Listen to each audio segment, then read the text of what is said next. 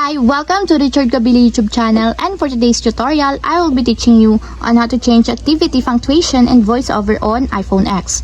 First, kindly subscribe to this channel and don't forget to hit the subscribe button and the bell to notify you for the new updates. And let's start! Using your iPhone X from your home screen, first go to Settings. Then in the settings, scroll down and find the accessibility, then tap. Then in the accessibility, go to Vision section and then tap the voiceover.